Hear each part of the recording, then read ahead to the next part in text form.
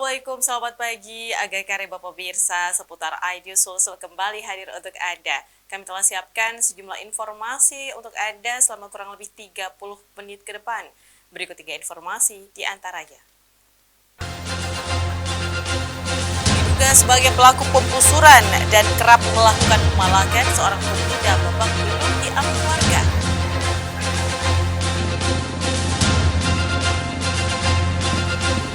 Dua mobil minibus yang membawa rombongan pengantin terlibat kecelakaan di Jalan Poros Pindrang, Parepare.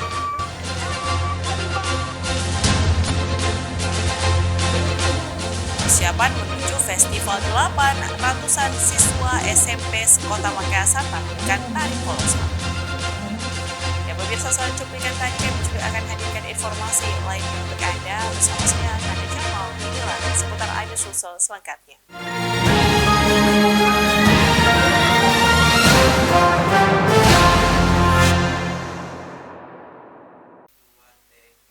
Pemirsa, kita awali informasi pagi hari ini. Diduga sebagai pelaku pembusuran dan kerap melakukan pemalakan, seorang pemuda babak belur di amuk warga di kamar kosnya. Polisi terpaksa melepaskan tembakan lantaran banyaknya warga yang hendak menghakimi tersangka. Beginilah detik-detik saat polisi mendatangi TKP dan mengamankan seorang pemuda atas nama Adrian, tersangka pelaku pembusuran pemalakan di Kampung Parangloe, Jalan IR Sutami, Kota Makassar. Aparat kepolisian dari Polsek Tawalandrea yang tiba di TKP langsung mengamankan TKP dan menghalau warga yang memadati salah satu rumah yang merupakan tempat kos tersangka. Saat hendak mengevakuasi tersangka, polisi sedikit kewalahan lantaran banyaknya warga di TKP yang masih hendak menerobos kawalan polisi untuk menghajar tersangka. Guna menghindari aksi main hakim sendiri yang berlanjut, polisi pun terpaksa melepaskan tembakan ke udara guna menghalau warga, hingga tersangka berhasil diselamatkan dan dievakuasi ke Mapolsek Tawalandrea guna proses interogasi lebih lanjut. Saat di kantor polisi, pemuda yang sehari-harinya bekerja di pelelangan ikan ini mengatakan berawal saat dirinya tengah beristirahat di kamar kosnya, tiba-tiba ada 4 lelaki mengetuk kamar kosnya lalu masuk dan menganiaya dirinya dengan tangan kosong dengan alasan bahwa dirinya yang telah melakukan pembusuran terhadap salah satu rekannya. Sejumlah warga mendengar keributan akhirnya turut melakukan penganiayaan lantaran meyakini tersangka merupakan pelaku pembusuran yang meresahkan warga sekitar. Namun Adrian pun membantah semua tuduhan ini. Menurutnya apa yang dituduhkan ke dirinya adalah tidak benar. Dirinya mengaku tak mengenal satupun dari 4 lelaki yang awalnya menghakimi di kamar kosnya ini. Ia pun selama ini sibuk bekerja di sebuah pelelangan ikan dan tak pernah melakukan pembusuran dan pemalakan terhadap warga seperti yang dituduhkan oleh warga. Dalam kamar memang berdarah. Iya, pas ku keluar kamar langsung mana. Berapa orang yang memukul? Berapa orang itu? Kalau waktu ku dipukul pertama ada 4 orang. 4 orang. Tapi itu rumah nogos, lihat aja pernah tahu aja. Oh, berarti kau kos di situ juga? Iya. Berapa lama kau kos di sana? Iya lah, Pak. Kenapa belum ada orang kenal kau di situ? Kan saya jarang di situ. Biasa kalau Kini kasus masih dalam penyelidikan aparat kepolisian dari Polsek Tawalandrea dan untuk tersangka saat ini tengah menjalani pengobatan atas luka-luka yang dialaminya saat diamuk warga. Dari Kota Makassar, Muhammad Nurbone, iNews melaporkan.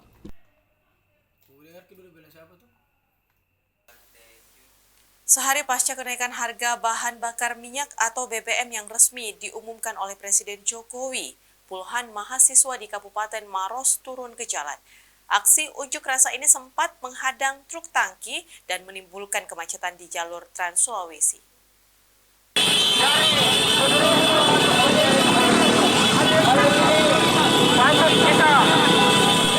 Puluhan mahasiswa yang tergabung dalam Himpunan Pemuda Pelajar Mahasiswa Indonesia Kabupaten Maros turun ke jalan.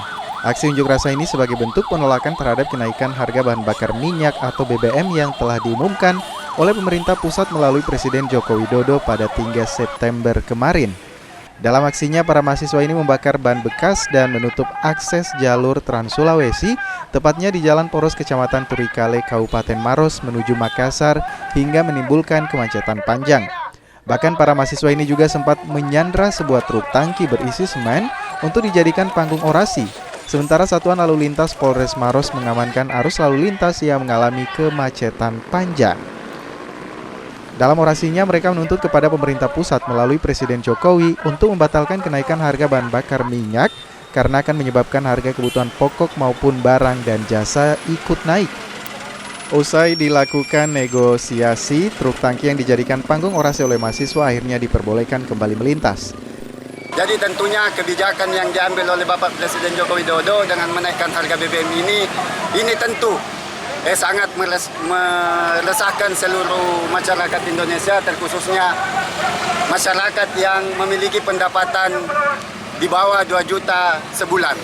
Jadi tentu kenaikan BBM ini akan sangat merambah ke bahan-bahan pokok lainnya dan bahan-bahan sosial lainnya seperti bahan-bahan perekonomian dan lain-lain. Jadi tentu apa yang kita lakukan hari ini terbilang murni yang kami lakukan membela apa yang menjadi hak-hak daripada rakyat Indonesia. Meski sempat diguyur hujan deras, namun aksi unjuk rasa puluhan mahasiswa ini dikawal ketat oleh petugas kepolisian. Usai menggelar aksi selama 3 jam di tengah jalan poros Trans Sulawesi, para mahasiswa ini membubarkan dan berjanji akan kembali turun ke jalan dengan membawa massa yang lebih banyak apabila Presiden Jokowi tidak membatalkan kenaikan harga BBM. Dari Kabupaten Maros, Wahyu Ruslan, iNews melaporkan.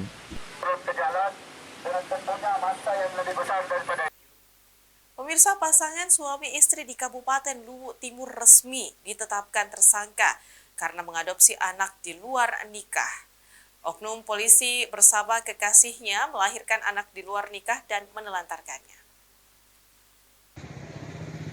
Yulis dan Oki, pasangan suami istri asal Sorowako resmi dijadikan tersangka karena mengadopsi anak RE, oknum anggota Polda Sulsel, dan RI karyawan kontraktor.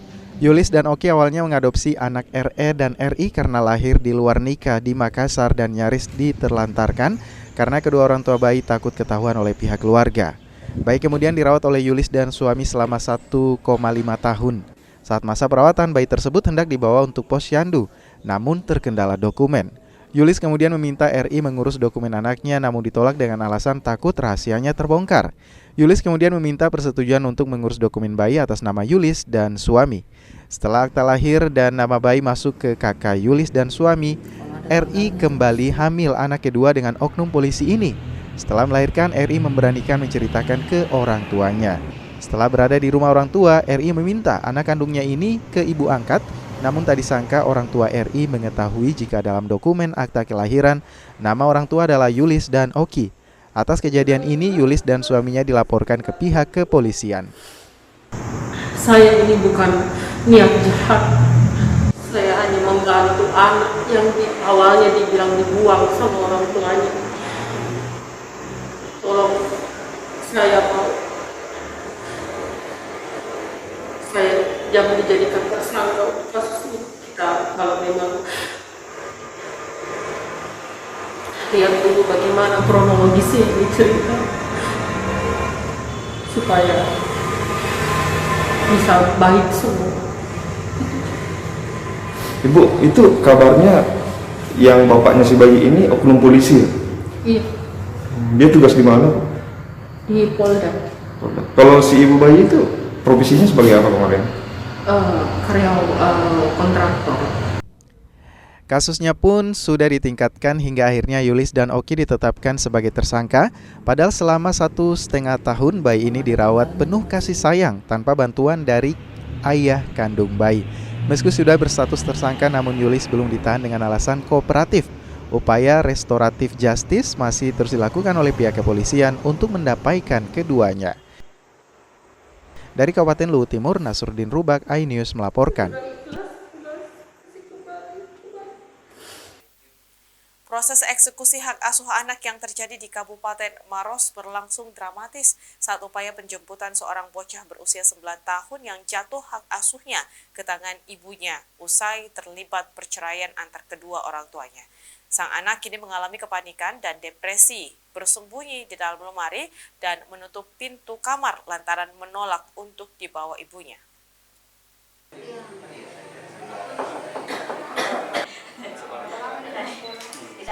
AY, bocah perempuan berusia 9 tahun ini lebih memilih bersembunyi di dalam kamar saat petugas Pengadilan Agama Kabupaten Maros mendatangi rumahnya. Sang ayah yang didampingi oleh petugas unit PPA Polres Maros berupaya membujuk sang anak untuk keluar dari kamarnya. sehingga petugas pengadilan agama yang hendak membuka paksa pintu kamar sempat terjadi penolakan oleh sang nenek hingga membuat sang ayah yang emosi langsung menendang pintu kamar yang membuat sang nenek menangis histeris dan nyaris jatuh pingsan. Begitupun sang anak yang juga menangis di dalam kamar.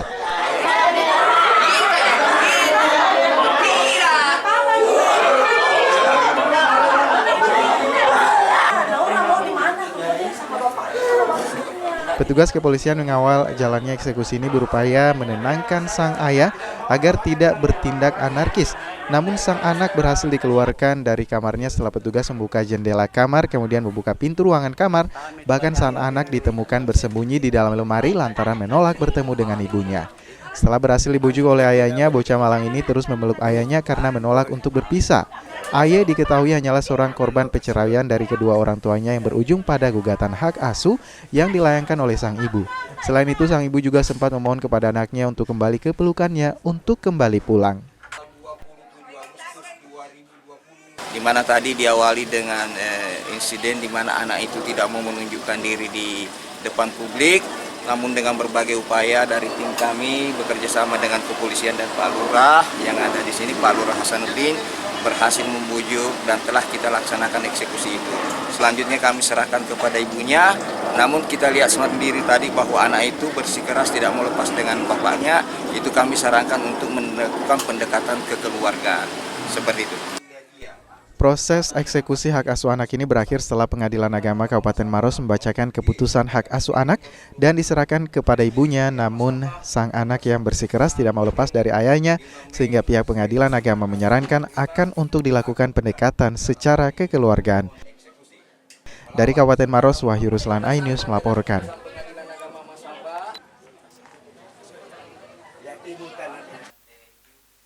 Pemirsa, Fakultas Teknik Unhas menggelar kuliah umum dan dialog kebangsaan di ruang promosi.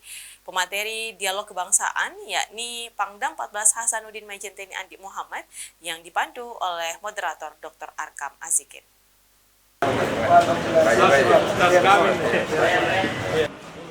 Dekan Fakultas Teknik Unhas, Profesor Muhammad Isran Imran mengatakan kuliah umum ini bagi mahasiswa baru. Diharapkan dengan kuliah umum dan dialog kebangsaan ini, para mahasiswa baru bisa mendapat wawasan kebangsaan lebih baik. Menurutnya hal ini sejalan dengan mata kuliah kebangsaan yang ada di Unhas. Beliau menyebutkan sebanyak 1.265 mahasiswa baru tahun ini yang ada di Fakultas Teknik Unhas. Sementara itu, Pangdam 14 Hasanuddin Majen Andi Muhammad memaparkan tentang materi kebangsaan di hadapan ratusan mahasiswa. Menurutnya perguruan tinggi memiliki peran penting dalam kebangsaan dan menunturkan dalam pembangunan bangsa dan peradaban. Besar harapan kita bahwa kuliah umum yang disampaikan oleh Bapak Pangdam 14 Hasanuddin kepada sivitas Fakultas Teknik, terutama kepada mahasiswa baru kami di Fakultas Teknik, dapat memberikan wawasan kebangsaan ya kepada adik-adik, anak-anak mahasiswa kita yang baru memasuki dunia kampus ya.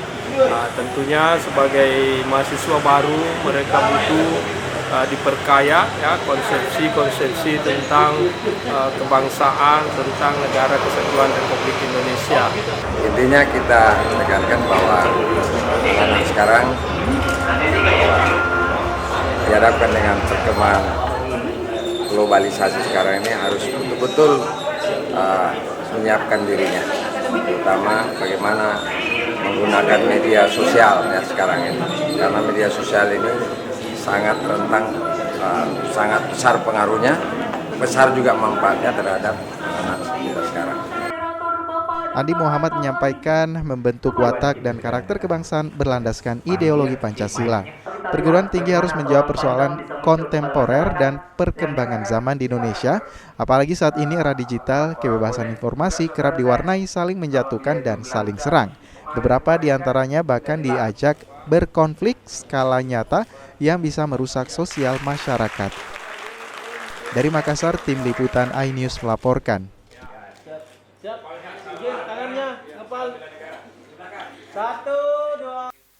Pemirsa, kami masih akan kembali hadir dengan informasi lain, di antaranya 6 remaja jaringan pengedar narkoba jenis sabu-sabu ditangkap polisi selengkapnya sesaat lagi.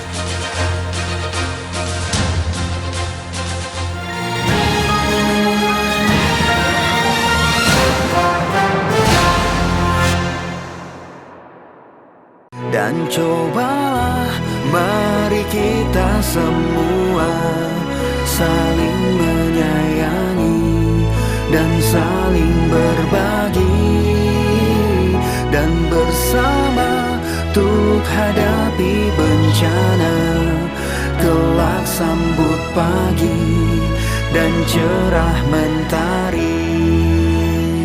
Dan cobalah mari kita semua saling menyayangi dan saling berbagi, dan bersama untuk hadapi bencana, kelak sambut pagi dan cerah mentari.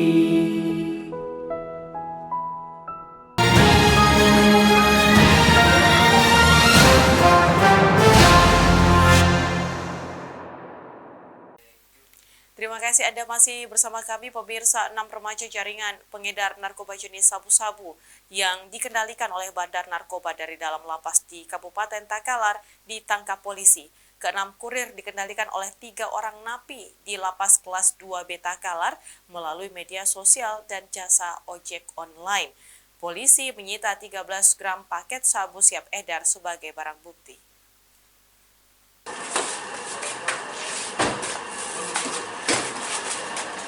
Enam remaja yang diduga kurir narkoba jenis sabu diringkus petugas Satres Narkoba Polres Takalar. 6 kurir sabu ini ditangkap polisi sejumlah lokasi berbeda di Kabupaten Takalar saat sedang mengantarkan paket sabu yang sebelumnya dipesan melalui media sosial. Sebelum menjual di media sosial, paket sabu dikemas dan ditempel di lokasi penjemputan dengan dilengkapi foto dan share lokasi yang dilakukan oleh 6 orang kurir. Setelah mendapat pembeli di media sosial, napi yang berada di dalam lapas minta untuk mentransfer uang pembeliannya ke rekening dan mengirimkan foto serta lokasi penempatan sabu. Kemudian yang satu terkait jaringan yang satunya lagi kita kembangkan, kita dapatkan termasuk yang ditangkap tadi sejumlah 6 orang. Jadi dari 6 orang kronologisnya di antara selain pelemparan ke lapas itu ternyata dia dijual dengan cara lewat Instagram, lewat medsos. Hingga kini polisi masih menyelidiki 3 orang napi bandar narkoba yang berada di lapas kelas 2B Takalar. Polisi pun menyita sedikitnya 13 gram paket sabu siap edar, alat isap sabu dan handphone yang digunakan transaksi di media sosial sebagai barang bukti. Dari Kabupaten Takalar, Bukma iNews melaporkan.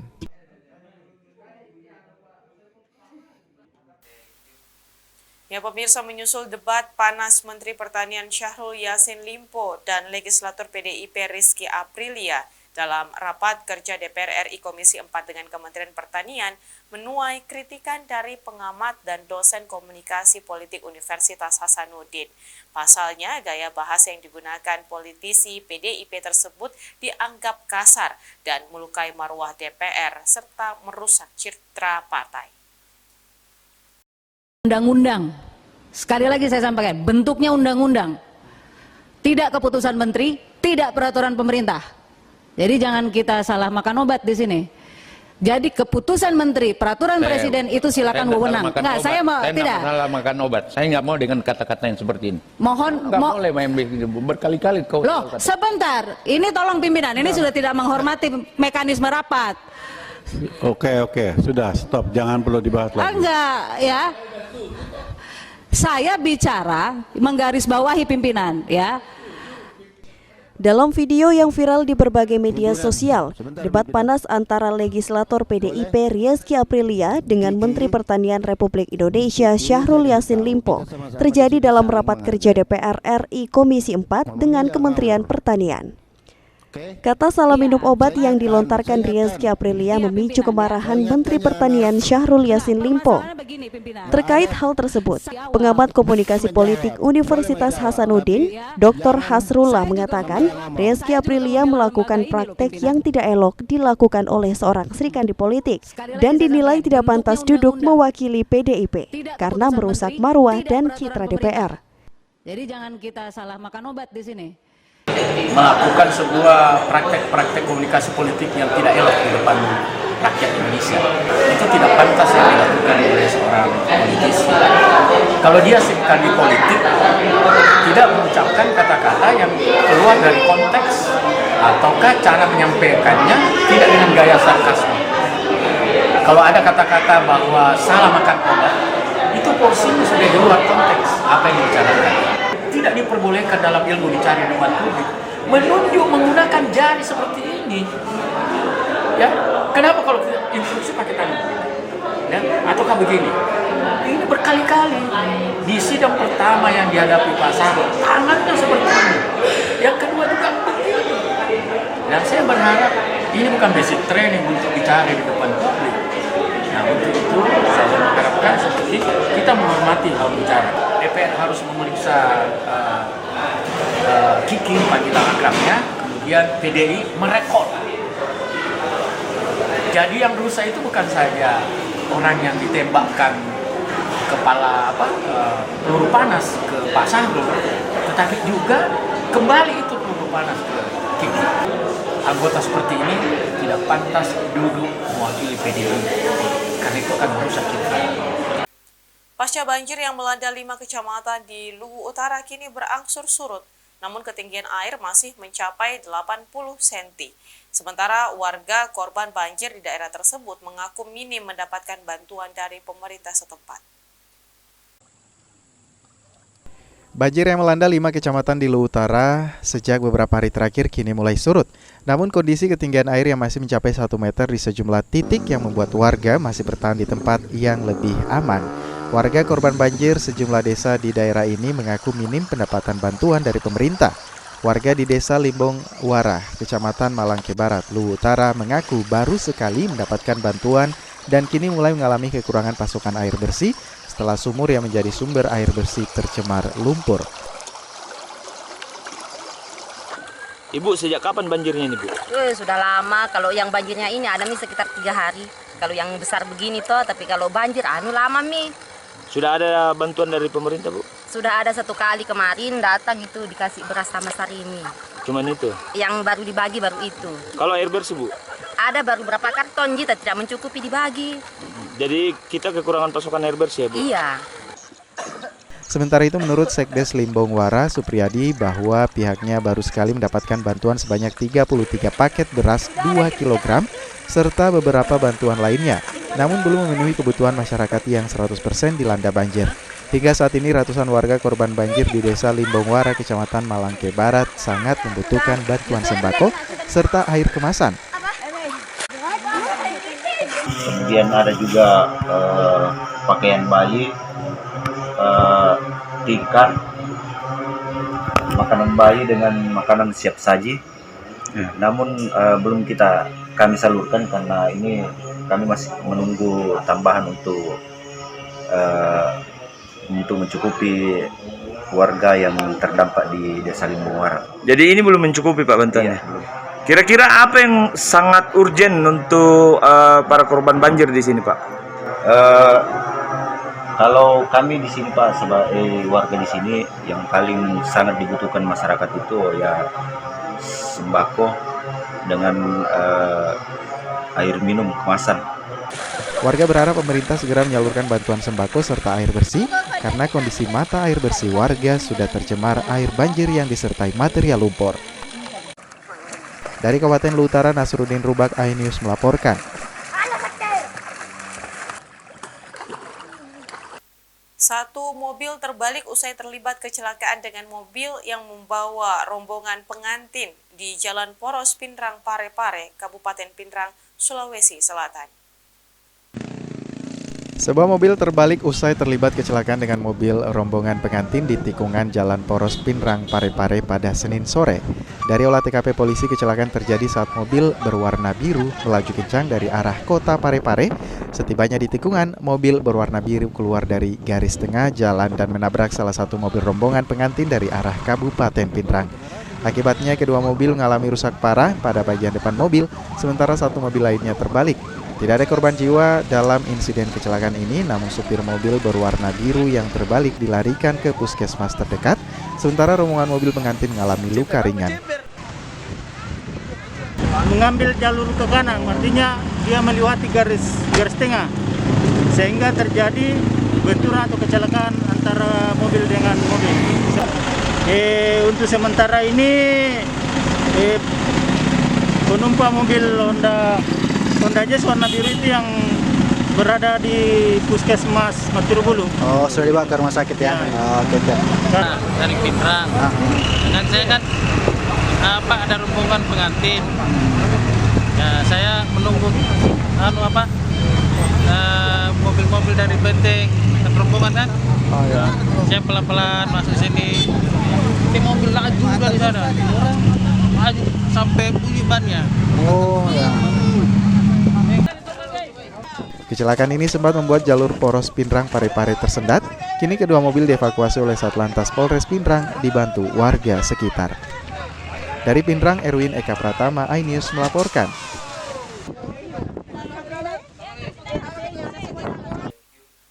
Pemirsa, persiapan menuju F8, 550 siswa SMP sekota Makassar ikut serta dalam menampilkan tari kolosal di Anjungan Pantai Losari, Kota Makassar. Dinas Pendidikan Kota memanfaatkan festival F8 ini sebagai wadah dan panggung ekspresi bagi anak-anak.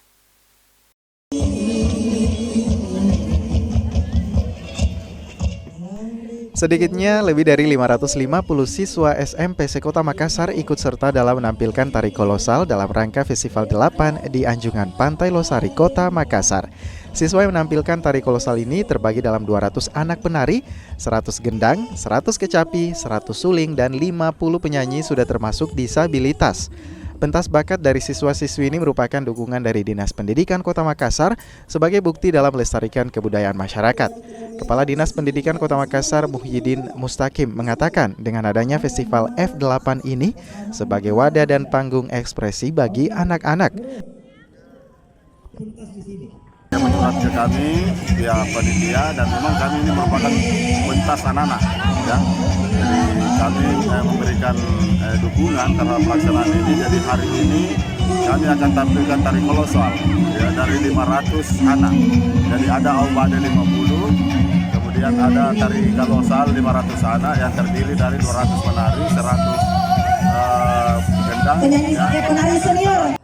F8 adalah festival seni budaya dan hiburan yang terdiri dari 8 kegiatan yang dimulai dengan huruf F, yaitu food, flower, fashion, film, fiction writer, fashion jazz, folk, dan fine art. Festival ini akan berlangsung pada tanggal 7 hingga 11 September 2022. Dari Makassar, tim liputan iNews melaporkan.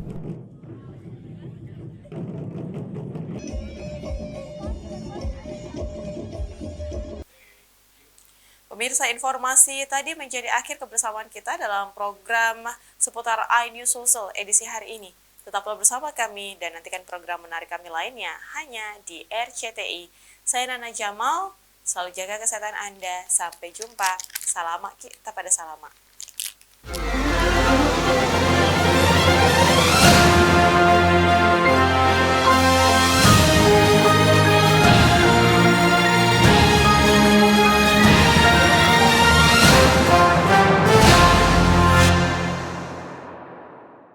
Dan cobalah mari kita semua saling menyayangi dan saling berbagi, dan bersama untuk hadapi bencana, kelak sambut pagi dan cerah mentari. Dan cobalah mari kita semua saling menyayangi dan saling berbagi, dan bersama untuk hadapi bencana, kelak sambut pagi dan cerah mentari.